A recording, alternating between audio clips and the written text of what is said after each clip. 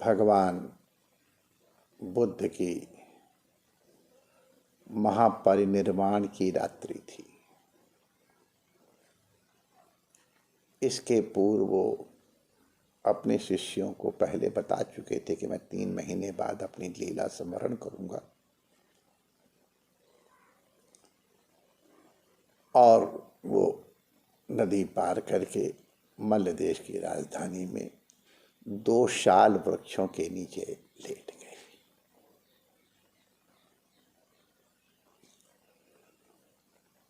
तथागत का स्वास्थ्य अच्छा नहीं था।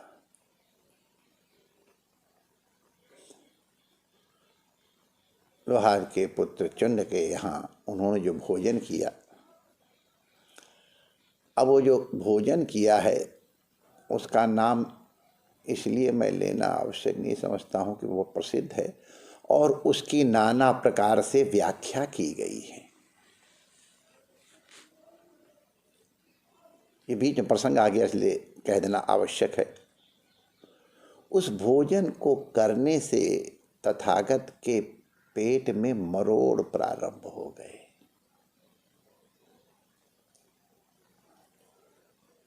प्रसाद पाते हुए भिक्षा करते हुए चंड को आज्ञा थी, ये जितना अवशिष्ट प्रसाद है जो हमको कराया है उसको धरती पे गाड़ दो। इससे बहुत कुछ संकेत मिलते हैं। लेकिन तथागत परम करुणावतार हैं। उन्हें स्मरण हुआ कि कहीं लोग इस भक्त के ऊपर हमारे जीवन का अंतिम भोजन कराने का कलंक न लगा दें। इसलिए तथागत ने कहा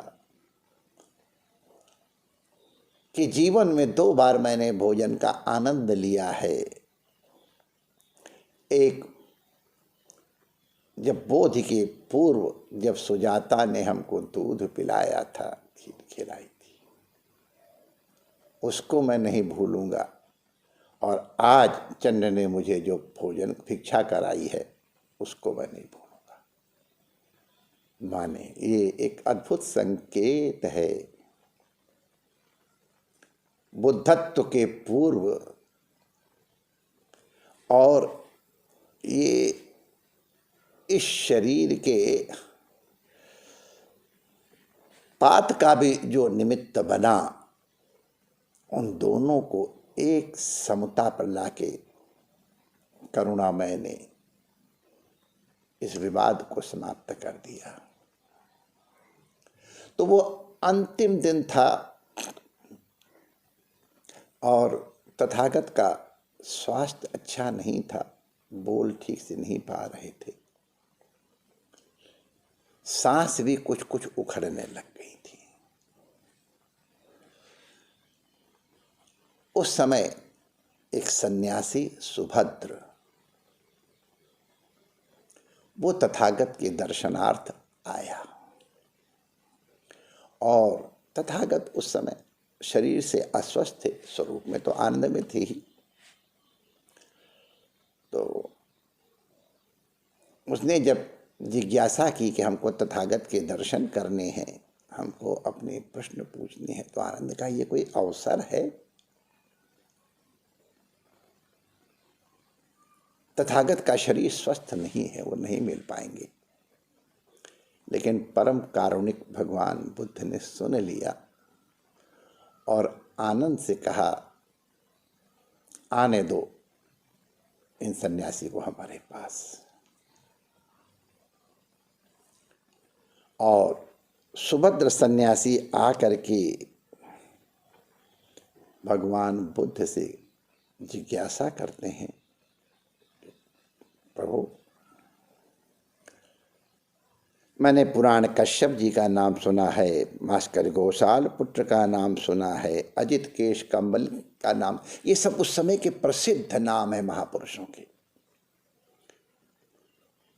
काकुद कात्यायन का नाम सुना है, संजय वैशाली पुत्र का नाम सुना है, निर्गंथ नाथ पुत्र का नाम सुना है, अलार कालाम का भी नाम सुना है, आप प्रभु बताएं इन्हें संबोधि प्राप्त हुई या नहीं हुई। तथागत ने कहा उनको संबोधि प्राप्त हुई या नहीं हुई इससे तुम्हारा क्या प्रयोजन सिद्ध होता है। अगर तुम चाहते हो, आपकी जिज्ञासा हो, तो तथागत तुम्हें वो मार्ग दिखा सकते हैं जिससे कि आप संबोधि को प्राप्त कर लें। सन्यासी सुभद्र ने जब इस प्रकार उत्तर सुना तो उन्होंने कहा मैं प्रस्तुत हूं, और तथागत ने उन्हें अष्टांगिक मार्ग का उपदेश दिया, देशना प्रदान की, और उस देशना के प्राप्त करते ही सन्यासी सुभद्र का जैसे अंतःकरण के कपाट खुल गए हों, ज्योति प्रकाशित हो, भगवान की शरण में हो गए।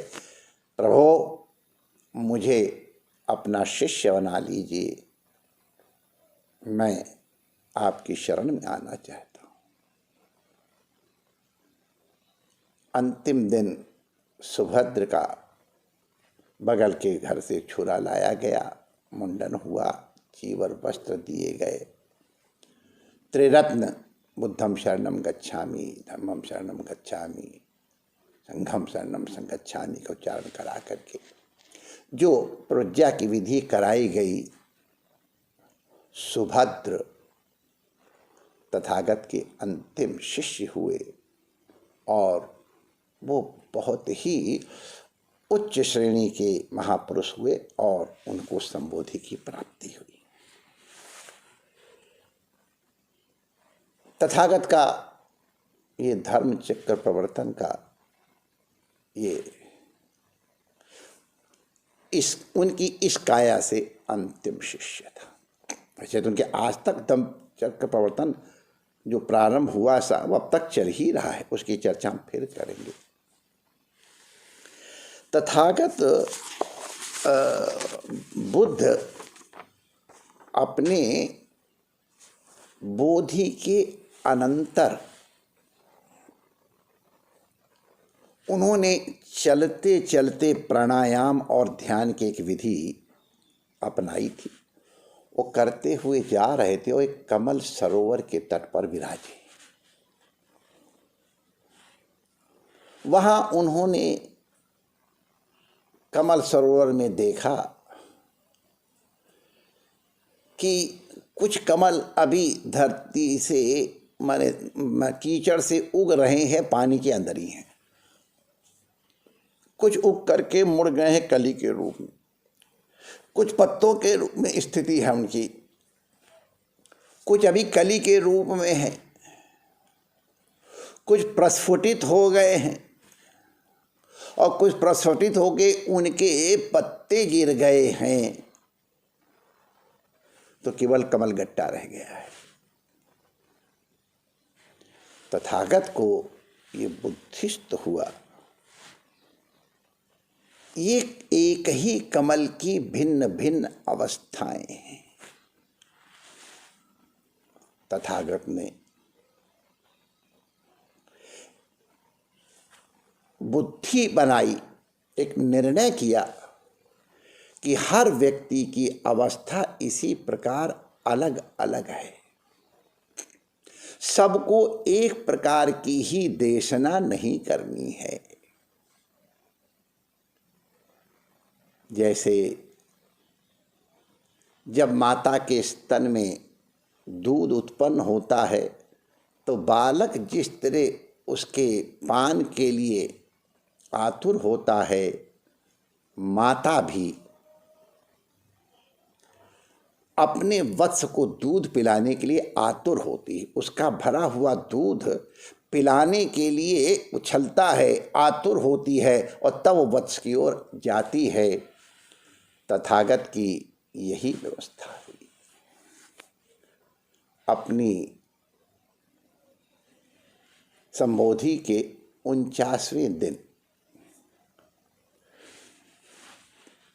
तथागत जब उस बोधि वृक्ष के नीचे जब साधना कर रहे थे तो स्वास्थ्य नाम का एक चरवाहा उनकी सेवा करता था, जिसने इस दिन उनको संबोधि प्राप्त हुई है उस आसन के लिए कुश ला करके उसने ही दिए थे। तो उस समय से स्वास्थ्य तथागत के साथ है और आज उनका परिनिर्वाण हुआ तो भी वहाँ उपस्थित है। तथागत उससे तो संबोधि के अंतर तथागत ने स्वास्थ्य को, सुजाता को और इसके भाई भोला इत्यादि को, कुछ बच्चों को ही सबसे पहले देशना प्रारंभ की, उनको गुण दिए थे। वो उनके आदि शिष्य हैं, स्वास्थ्य उनका आदि शिष्य है या आदि शिष्यों में से एक है। चलो, हमको मालूम है गीता की भगवान बुद्ध की देशना की महिमा का बखान करना सहज नहीं है।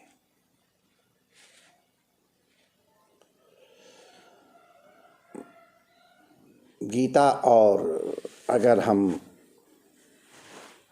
कठोपनिषद दोनों की उक्तियों को साथ लेके चलें तो मनुष्यानाम सहस्रेषु कश्चिद् यतते सिद्धये यततामपि सिद्धानाम कश्चिन् माम वेति तत्वतः और श्रवणयापि बहुभिर्यो न लभ्यः शृण्वन्तोऽपि बहवोऽयं न विद्युः आश्चर्योऽस्य वक्ता कुशलोऽस्य लब्ध्वा आश्चर्यो ज्ञाता कुशलानुशिष्टः। इन दो उदाहरणों का हम अगर आश्रय लेके कहें तो ये जो परम तत्व है इसकी ओर आने वाले ही बड़े दुर्लभ हैं। न जाने कितने लोगों में कोई ऐसा है जो इस ओर बढ़ने के लिए पैर बढ़ाता है। उनमें जो चेष्टा करते हैं उनमें कुछ लोग ही हैं जो बीच में इसको छोड़ते नहीं, अंत तक प्राप्त कर लेते हैं। दुर्लभ है। लेकिन उन दुर्लभ लोगों में से भी जिसने इसको प्राप्त किया है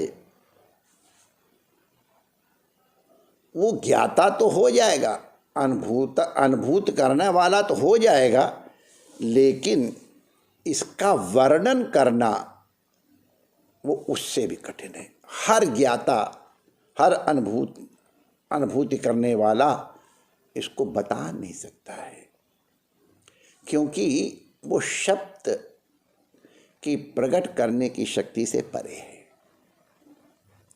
तो वो वक्ता बहुत कठिन है, वो आश्चर्य है, माने बहुत दुर्लभ है।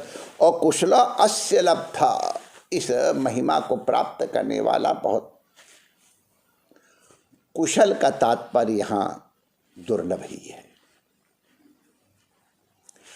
तो बहुत से जानकारों में भी कोई जानकार वक्ता होता है और अनुशासन करने वाला इन इतने आश्चर्यमय लोगों में से कोई हजारों साल में, सैकड़ों साल में एक होता है। भगवान बुद्ध इसी प्रकार के अनुशासता वक्ता है। धरती पवित्र हुई है बहुत महापुरुषों से, जिनके कारण संसार आज वो नहीं है जो होता अगर वो न होते। लेकिन उन सब में तथागत भगवान बुद्ध हिमाच्छादित हिमालय के समान एक विशिष्ट स्वरूप धारण करते हैं। उनका जैसा वक्ता, उनका जैसा अनुशिष्टा दूसरा कोई नहीं हुआ है। संसार में वो पहले महापुरुष हैं जिन्हों जीव के कल्याण के लिए अपने आप को समर्पित किया। धर्म की देशना करने के लिए, धर्म के प्रचार के लिए, कृपा करके धर्म मानिए आप बौद्ध धर्म न समझें। भगवान बुद्ध ने कभी कोई अपने नाम से धर्म नहीं कहा। हम इसकी चर्चा अभी यत्किंचित करने की चेष्टा करेंगे समय सीमा के अंदर। जो जीव को मुक्त कर सके दुखों से, चिंताओं से, ऐसे सद्धर्म को उन्होंने धर्म नाम दिया और उसके प्रचार के लिए जिस तरह संघबद्ध उन्होंने प्रयास किया, एक धर्म संघ बनाया, वो इतिहास में पहली घटना है। इसके पहले व्यवस्थित रूप से धर्म प्रचार, संगठित रूप से धर्म प्रचार की कोई घटना हमको सुनने में नहीं आई। तो पहला प्रयास था और कितना मर्यादित वो प्रयास था, उसको तो हम और आप जो आज यहाँ बैठे श्रवण कर रहे हैं उसको समझ सकते हैं। तो तथागत हिमालय की तरह हैं। उनकी महिमा का वर्णन जैसे वो हैं, उनको समझना ही कौन सा आसान है। हर व्यक्ति अपनी दृष्टि से उनकी वाणी को सुनता है, उनके दर्शन करता है, उनका तो अपने संस्कार के अनुरूप ही तो उनकी देशना को श्रवण करता है। और ये अंतर हम लोग उनकी महापरिनिर्वाण के अनंतर ही देख रहे। 1 महीने के अंदर ही जो धर्म संगीति हुई राजगृह में, उसी में भगवान के बुद्ध के वचनों के अर्थ में मतभेद दिखाई पड़े और इसीलिए मान्य उपाली ने, मान्य आनंद ने फिर उनको संचित करने का विनय पिटक, और ये सब उस समय की घटना है। तो तो जैसे तथागत ने कहा कि हर व्यक्ति की साधना का कोई स्तर होता है, तो उन्होंने सोचा कि इसके लिए हमको प्रयास करना पड़ेगा। और जब दूध उनका उबला तो संबोधि के 49वें दिन उन्होंने स्वास्तिक से प्रार्थना की, अब मैं जाऊंगा, समय तुमने मुझे बहुत सहयोग दिया, मैं तुम्हें भूलूंगा नहीं। और फिर हम देखते जीवन में तथागत स्वास्थ्य के पास आए, उसको लेने भी आए और उसको प्रवृज्जा भी दी और अंतिम समय तक उनके साथ रहा। वो एक पृथक घटना है। उससे अनुमति लेके आए तो मार्ग में उन्हें उपाक नाम करके एक ऋषि तपस्वी मिले और उनको देख करके तथागत को देख उसने कुछ प्रणाम किया। इन्होंने पूछा तो तथागत को लगा, क्योंकि जब वो संबोधि के लिए आए थे तो उसके पहले आलार कलाम जी के पास रह करके साधना की थी और उद्रक रामपुत्र के पास रह करके कठिन साधना की थी। तो सबसे पूर्व उनका ध्यान आया। ये उनकी करुणा है कि उन्होंने मुझे इतनी आगे तक बढ़ाया है, अब सबसे पहले मैं चल करके उनको ही अपनी उपलब्धि प्रस्तुत करूं जिससे वो लाभान्वित हो सके। तो उन्होंने उपाक से पूछा कि आप कहाँ से आ रहे हैं? तो उनका मैं उद्दक राम पुत्र जी के शिक्षा केंद्र से अभी भी आया हूँ। तो उन्होंने पूछा कि पूज्य उद्दक राम जी हैं? का नहीं, अभी कुछ दिन पहले उनका शरीर शांत हो गया, पीड़ा हुई बुद्ध को। उन्होंने की पूछा कि अच्छा ये बताओ आलार कलाम जी विराज रहे हैं? का नहीं, उनका भी शरीर शांत हो गया। तथागत को पुनः हुआ कि जिनसे मैं उपकृत हुआ उनकी मैं सेवा नहीं कर सका। हम सब लोग जो भगवान बुद्ध से परिचित है जानते हैं कि जब वो कठिन साधना की फलहीनता को समझ गए थे तो उन्होंने सुजाता की लाई हुई खीर को ग्रहण किया था। तो उनके साथ जो 5 तपस्वी मित्र रहते थे वो उनको छोड़ के इसलिए चले गए कि अब बुद्ध का पतन हो गया, ये तो खाने पीने लग गया, नवती कन्या से बातचीत करता है। बुद्ध को उनका स्मरण हुआ तो उन्होंने पूछा, अच्छा तुमने कौंडिन्य नाम का तपस्वी सुना है? कहा हाँ, उनको मैं जानता हूँ। वो कौंडिन्य, मान्य कौंडिन्य जी और उनके 4 मित्र वो वाराणसी की तरफ मृगदाव वन में साधना कर रहे हैं, ऋषि पत्तन में। तथागत ने फिर गंगा के किनारे का मार्ग लेकर के और सबसे पहले वो धर्म चक्र की देशना के निमित्त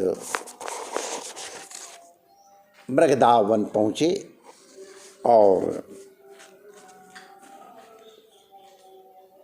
उनको देख करके उन 5 मित्रों ने जो उनके साथ थे उन्होंने कहा, ये आ रहा है, अब हम इसका सम्मान नहीं करेंगे।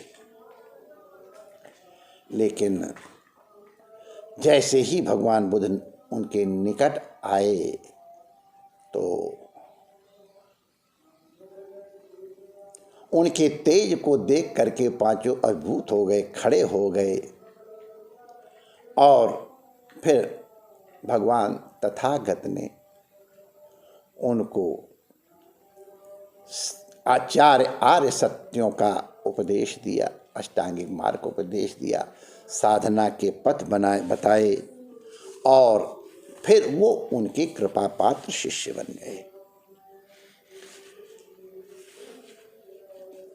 ये जिस समय तथागत, कुछ समय का ध्यान रखना है इसलिए मैं इसको संक्षिप्त करना चाहता हूँ।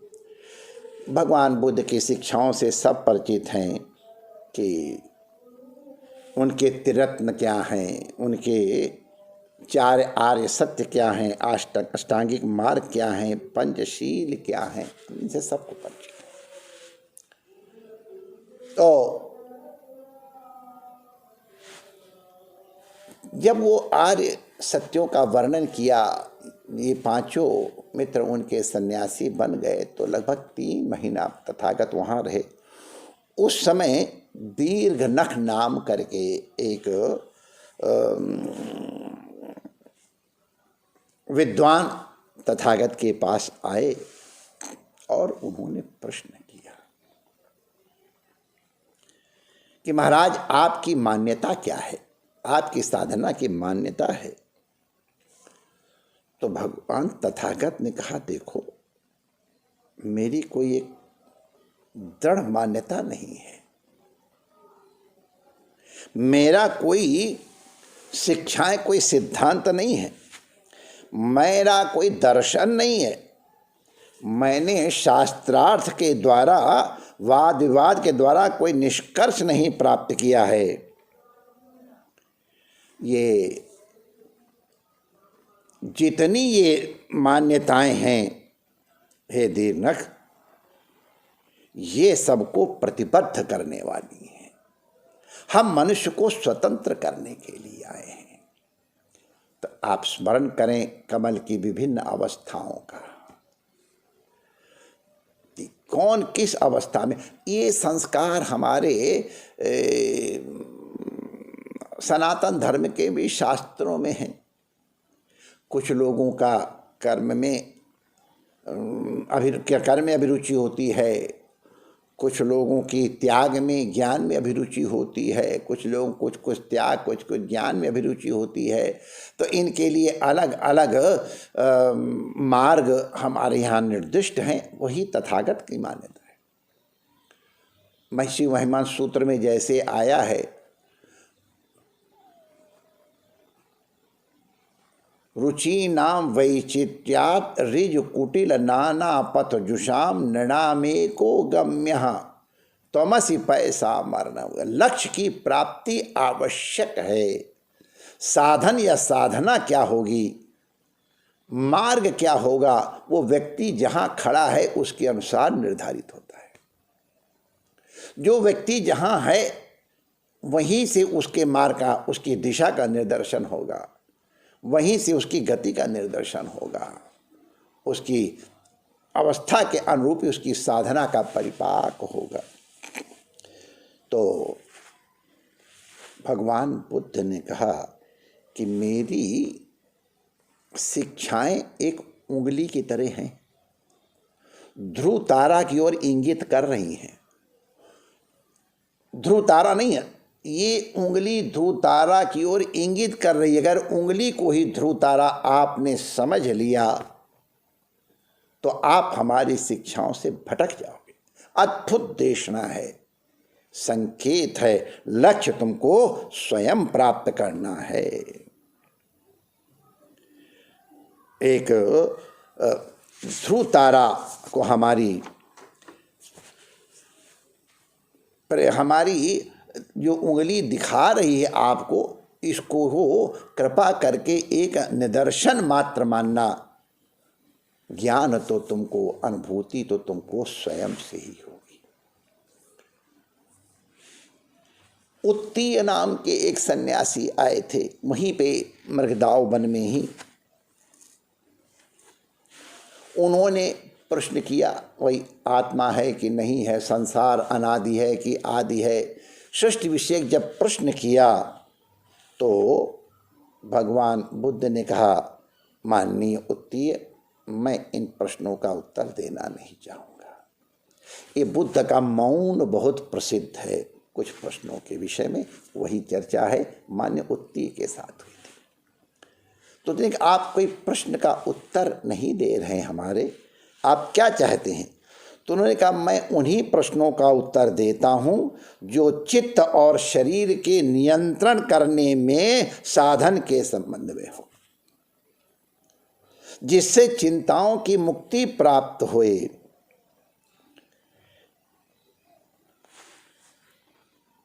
सृष्टि रहेगी कि नहीं रहेगी, हमको उससे क्या है। हम जब तक है, हमको हमारा बंधन दिखाई पड़ रहा है, हमारा दुख हमको दिखाई पड़ रहा है, इस दुख की निवृत्ति है और इस दुख की निवृत्ति का उपाय है, ये हम तुमको बताते हैं। तो बुद्ध का जो प्रसिद्ध मौन है यहाँ पर, तो इस तरह के प्रश्न को वो यही कहते थे, प्रसिद्ध है कि विष का तीर तुमको लगा है।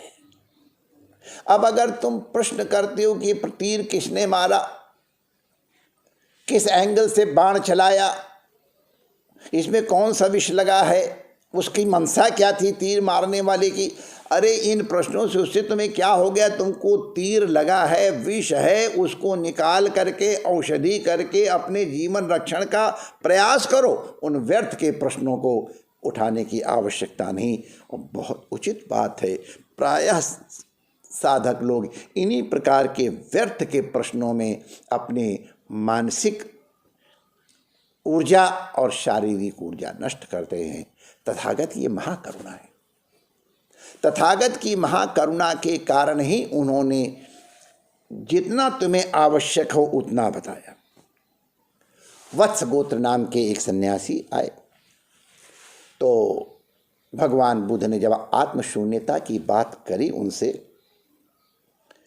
तो आत्मशून्यता के बारे में तथागत ने कहा, और ये चीज़ हम लोग सब लोग ध्यान रखें कि ये आत्मशून्यता कोई सिद्धांत नहीं है,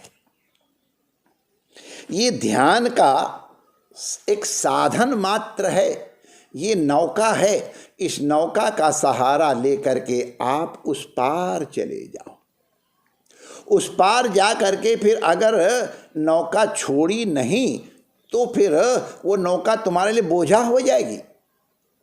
पार करने के बाद नौका को छोड़ देना ये हमारे लिए आवश्यक है।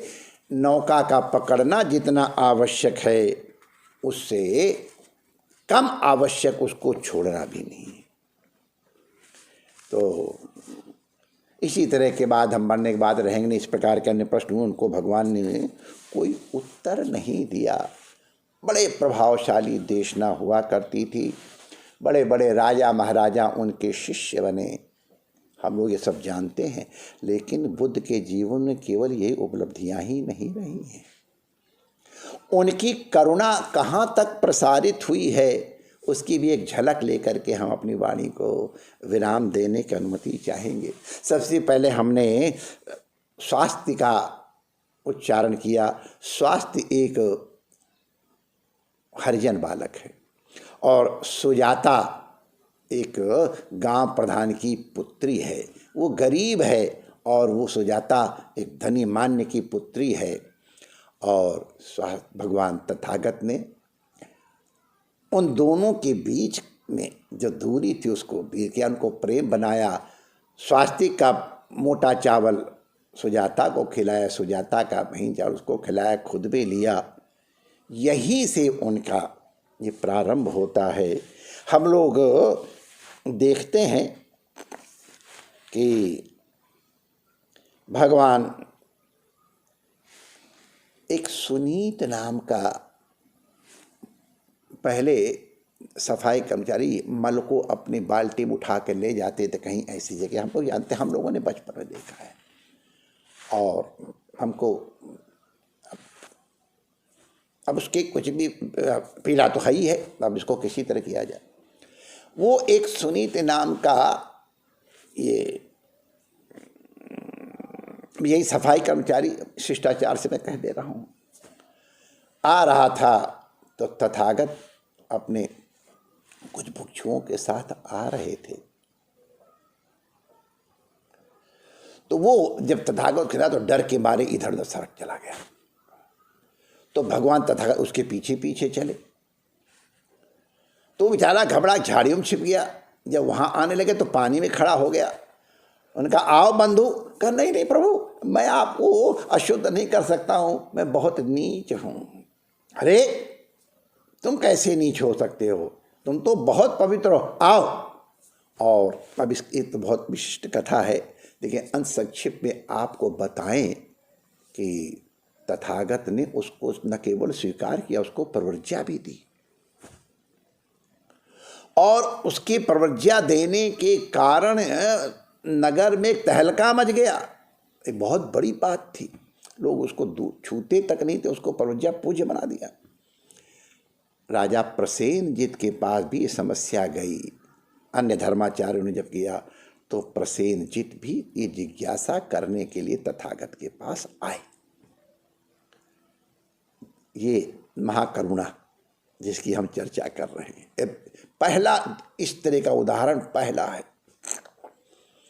तो जब प्रसेनजित जा रहे तो एक जगह एक भिक्षु बैठ करके और देशना दे रहे थे, और इतनी सुंदर देशना थी कि प्रसेनजित ने सोचा कि मैं इसको श्रवण करूंगा, लेकिन अभी पहले तथागत के दर्शन करके अपनी समस्या का समाधान कर लूं और फिर आके सुनूंगा। प्रसेनजित तथागत के पास गए, उन्होंने प्रश्न किया। तथागत ने कहा देखो, ये जन्म से कोई महान या नीच होता है, और प्रसेनजित के ही राज्य में ही अंगुलीमाल का जीवन परिवर्तन प्रसेनजित ने स्वयं देखा है।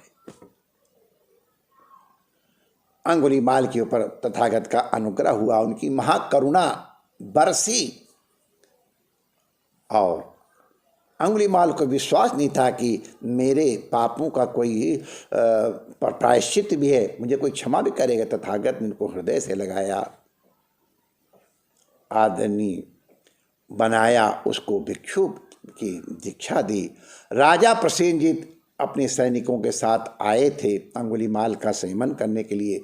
जब तथागत ने कहा कि तुम कहाँ जा रहे हो, वो यहीं आ जाएगा, कहाँ है, वो देखो खड़ा है। तो प्रसेनजित भगा गए, रे इतना क्रूर आदमी, क्योंकि बहुत क्रूर था, लोगों ने रास्ता छोड़ दिया। कहा नहीं, अब ये क्रूर नहीं है, अब ये तपस्वी है, आप इनकी सेवा। तो अंगुलीमाल का स्वरूप ही बदल गया था। प्रसेनजित ने प्रत्यक्ष देखा। उसको देख के राजा प्रसेनजित को सम्मान हुआ। उनका आप हमसे कुछ चीवर स्वीकार कीजिए। कुछ भिक्षा स्वीकार कीजिए, कुछ औषधियाँ लीजिए। तो अंगुलीमाल ने कहा, मेरे पास 3 चीवर हैं जो मेरे लिए पर्याप्त हैं, मैं स्वस्थ हूँ, इसलिए मुझे औषधि की आवश्यकता नहीं है। भिक्षा मांग करके मैं जीवन यापन, मुझे इस प्रकार की कोई आवश्यकता नहीं है। तो प्रसेनजीत का एक नया अनुभव फिर होने वाला था। जब तथागत से आके पूछा तो उन्होंने जब इस तरह कहा तो प्रसेनजीत को कहा, ये जो उन्होंने इस नए भिक्षु की चर्चा की, का तुमको मालूम कौन है? वो सुनीति ही है। आश्चर्य हुआ। सुनीति को 3 दिन में प्रवज्ञा मिली, कुछ ही समय में उसके आर्य सत्यों का और सूत्रों का पूरा ज्ञान हो गया। उसकी देशना सुनने के लिए बड़े बड़े भिक्षु एकत्रित होते हैं। तात्पर्य क्या, भगवान तथागत की महाकरुणा ने उसको इतने बड़े, माने उसको भी ये नहीं देखा गया, संभावना देखी, संभावना देख इसको तथागत ने महान बनाया। अरे तथागत की करुणा तो हथिनी के ऊपर भी बरसी, उसका भी वर्णन।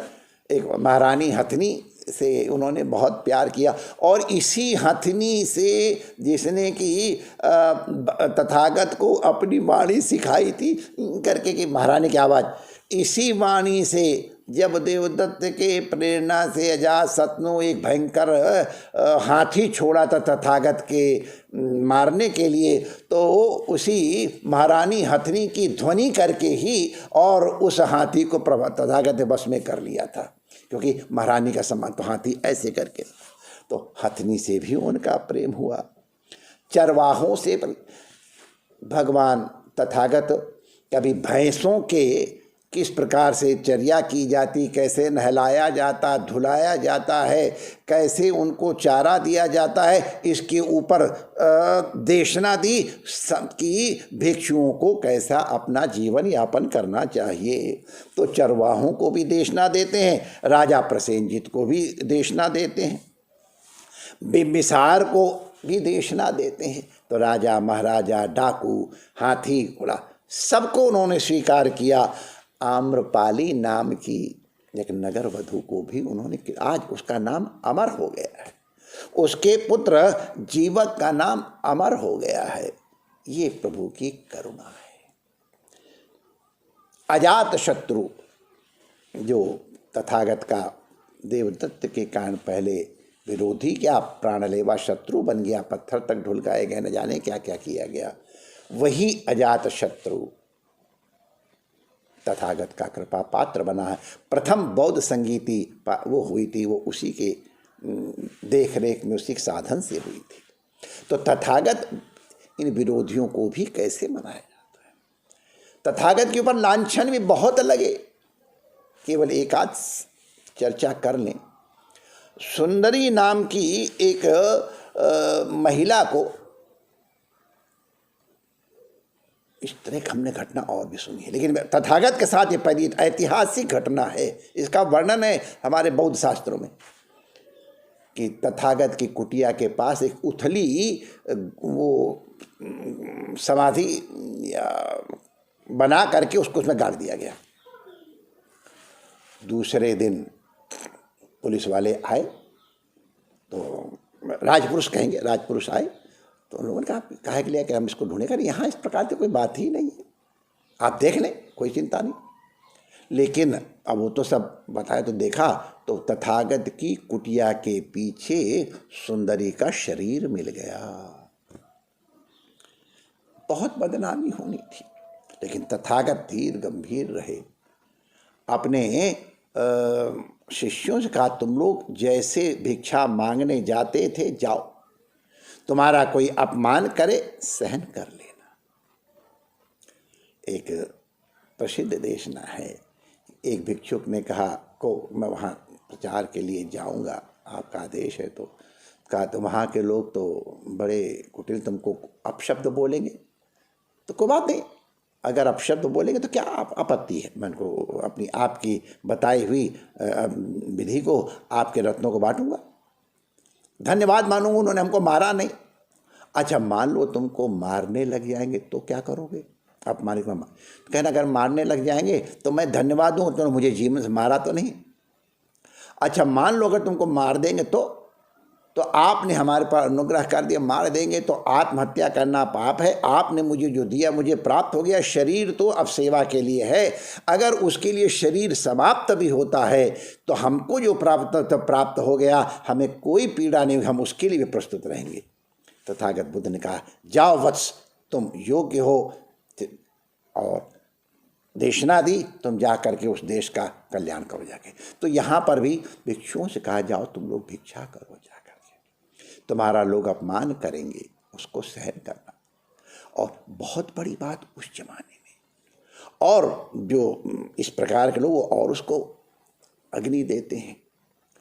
भगवान बुद्ध ने अपने शिष्यों को समाहित रखा, उनको भेजा, और फिर जब इनके पास राजपुरुष आए, उन्होंने कहा जरा पता करो, तो 6 दिन के बाद, सोचो 6 दिन कैसे व्यतीत हुए होंगे, कल्पना करो, जिसके बाद बड़े बड़े सम्राट आकर के नतमस्तक होते हैं, उसके ऊपर इस प्रकार का कलंक लगे। ये महिमा है तथागत की, ये उनकी अपार करुणा है कि जैसे उस सम्मान को उन्होंने सहज भाव से पी लिया, उसी प्रकार इतने भयंकर अपमान को भी सहज भाव से पी लिया। 6 दिन बाद जब वस्तु स्थिति स्पष्ट हुई तो फिर दूध का दूध और पानी का पानी हो गया। तो जीवन में कभी यश भी आता है, कभी अपयश भी आता है। देवदत्त ने भी, भगवान जो उनका चचेरा भाई था, उसने भी बहुत अब उसके प्रारंभ से ही उसके मन में बुद्ध के प्रति ईर्ष्या थी, और वो भिक्षु बन करके भी उसने संघ में विभाजन भी किया। लेकिन तथागत की करुणा देखो, अंत में जब देवदत्त साधनहीन हो के मरणशील हुआ तो तथागत ने उसको भी स्वीकार किया, हृदय से लगाया और उसका भी कल्याण किया। तो इस तरह की तथागत के जो अब ये जितने भी कर्म हैं, ये उनके करुणा के ही प्रतिफल है। तथागत ने कभी अपने साथ किसी को जोड़ने की चेष्टा नहीं की। उन्होंने कहा, आत्मदीप हो। आनंद को अंतिम समय कहा था, आनंद तुम आत्मदीप हो। सन्यासियों को पूछा था, किसी कोई प्रश्न है, अंतिम समय शांत किया था। लेकिन आनंद को भी संबोधि की प्राप्ति नहीं हुई थी। तथागत ने प्रशंसा की है। पिछले 20-25 वर्षों से आनंद तुमने जिस तरह हमारी सेवा की है, ऐसा सेवक किसी को प्राप्त नहीं हुआ। उसके पहले जो सेवक थे हमारे चीवर गिरा देते थे, भिक्षा पात्र गिरा देते हैं। तुमने एक बार भी न चीवर पात्र किया है, न बारह भिक्षा पात्र गिराया। जिनसे तुमको मिलाना है, चाहे राजा हो, चाहे नगर वधू हो, चाहे भिक्खु हो, उन सबकी तुमने जिस प्रकार से सेवा की है, मैं तुमसे बहुत प्रसन्न हूँ। और लेकिन अभी उसको संबोधि प्राप्त नहीं हुई थी, शायद वही एक अटक थी। तो जब ये भगवान की महासमाधि हो गई दाह क्रिया के बाद, महाकश्यप आ रहे थे। देखो, इसको कहने में मुझे कष्ट हो रहा है, लेकिन कहूँगा। तो उसका नाम भी है, लेकिन हम जानबूझ, मेरे पास है नाम लेकिन लूँ नहीं। उसने महाकश्यप से कहा, अच्छा हुआ बूढ़ा मर गया, रात दिन ये करो, ऐसे प्राणायाम करो, ऐसे बैठो, ऐसे उठो, अब ये तो सिरदर्द खत्म हो गया। महाकश्यप बड़े धीर गंभीर भाव से इसको सहन कर गए, लेकिन आनंद से नहीं रहा गया अपने गुरु का इस तरह का अपमानजनित शब्दों में उच्चारित किया जाना। उसने कुछ भला बुरा कहा उसको। महाकश्यप ने समझ लिया कि अभी ये संबोधि को प्राप्त नहीं हुआ, इसलिए जब संगीति बुलाई गई तो महाकश्यप ने आनंद से कह दिया, मैं चाहूँगा कि तुम इस समिति शामिल मत हो। कई लोगों को लगा आनंद जो तथागत का अभिन्न सहचर, उसको रोक दिया है, तुम अभी इस योग्य नहीं हुए हो। आनंद को इससे पीड़ा, ये उसकी उच्चता की पहचान। वो कहता मेरे जैसा व्यक्ति उसका अगर अधिकारी तो और कौन होगा। मैं तथागत के साथ 20 साल से रहा हूं। हमारे एक साथी तो कहते मैंने 15 साल तक विचार सागर अपने सिरहाने रख करके नींद ली है, तकिया बना के रखा है। ये सच्ची घटना बता रहा हूं। लेकिन तथागत के सन्निधि का तात्पर्य था आनंद को रखा, मेरे में कोई ना कोई त्रुटि अवश्य है। और दरवाजा बंद करके बैठ गया। 3 दिन तक यही विचार करता रहा, त्रिरत्नों का संग। और तीसरे दिन जैसे ही थक करके वो चटाई में लेटने को हुआ, उसे संबोधि की प्राप्ति हो गई। गुरु की कृपा उसके ऊपर बरस गई। तब महाकश्यप ने कहा, उसको दूसरे दिन देखा, हाँ अब तुम चलो, सभा में तुम्हारा स्वागत है, तुम उसका संचालन करो। स्वास्थ्य की अनुभूति है। नदी के किनारे खड़ा है, तथागत का महापरिनिर्वाण हो गया है। उनके प्रारंभ से अंतिम समय तक उनका सहचर रहा है, उनका सेवक रहा है, शिष्य रहा है। उसको पीड़ा हो रही है। तथागत ने उसके ऊपर अनुग्रह किया। अरे ये बादल वही नहीं है जो मेरे सामने थे, देखो ये नदी गंगा वही नहीं है। देखो गंगा के इस तरह में कितने बोधि वृक्ष बीज लगा दिए गए, आज इतने बड़े बड़े हो गए हैं। वत्स, मैंने बीज बो दिया है, ये वृक्ष बन जाएंगे। वृक्ष में बीज दिखाई नहीं पड़ेगा, लेकिन वृक्ष ही बीज है। ये संघ और धर्म, ये मेरा ही रूप है।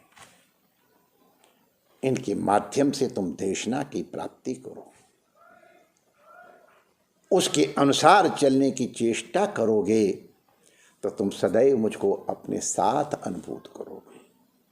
मैंने जो तुमको शिक्षा दी है, चरित भिक्षवे भोजन सुखाए भोजन हिताए, तुम लोग उसी का पालन करो, आत्मदीप बनो और जगत में इस धर्म का प्रचार करो, जिससे जगत के दुख और चिंताओं का नाश हो सके, लोगों को आनंद की प्राप्ति हो सके।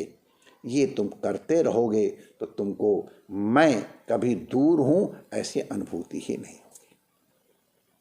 तथागत भगवान बुद्ध आज इतने 100 वर्ष बीत गए, हजारों वर्ष बीत गए हैं, लेकिन आज भी वो धम्म के रूप में, आज भी संघ के रूप में वो सजीव हैं। उनके उपदेश, उनके आदेश हमारे साथ हैं। वो इनकी महाकरुणा ही है। हमें प्रसन्नता है कि आज भी उनके ऊपर कितनी विशिष्ट चर्चाएं चल रही हैं। Association of Indian philosophers international के माध्यम से हमारे SR भट्ट जी, जिनको इस प्रकार के विषयों का चयन, उनकी व्यवस्था और संचालन का बड़ा अनुभव, मैं उनके लिए बड़ा आस्था रखता हूँ। और वही एक ऐसे व्यक्ति जो हमारे जैसे निकम्मे व्यक्ति को भी पकड़ा करके कुछ नाटक करवा लेते हैं। अगर वो न होते तो शायद हम आपकी सेवा में इस तरह उपस्थित हो पाते कि नहीं हो पाते, इसमें हमको संदेह है। लेकिन बहुत उत्तम विषय उन्होंने चयन किया कि भगवान बुद्ध की महाकरुणा। ये भगवान बुद्ध की महाकरुणा को हम थोड़ा दूसरे तरफ से कहेंगे, महाकरुणा ही तथागत है, तथागत ही महाकरुणा है। दोनों में कोई भेद ही नहीं है। वो करुणावतार ही हैं। संसार के सार जो कहा गया है, उस रूप में अगर हम उनको वंदन करते हैं, इसीलिए हमारे उनको भगवान रूप, भगवान का अवतार स्वीकार किया गया है। हमारे अंतःकरण में अवतरित होकर के हमें त्रिरत्न के माध्यम से, चार आर्य सत्यों के माध्यम से, अष्टांगिक मार्ग के द्वारा से, पंचशील के द्वारा हमारे अंतःकरण को उज्ज्वल करें, हमें सन्मार्ग की ओर उन्मुख करें। इसी प्रार्थना पूर्वक सभी जो ये इसके व्यवस्थापक लोग हैं उनको साधुवाद देते हुए और आप लोग जो सुन रहे हैं उनका वंदन करते हुए मैं अपनी वाणी को और पुनश्च तथागत को वंदन करते हुए अपनी वाणी को विराम देना चाहता हूँ। जय श्री कृष्ण।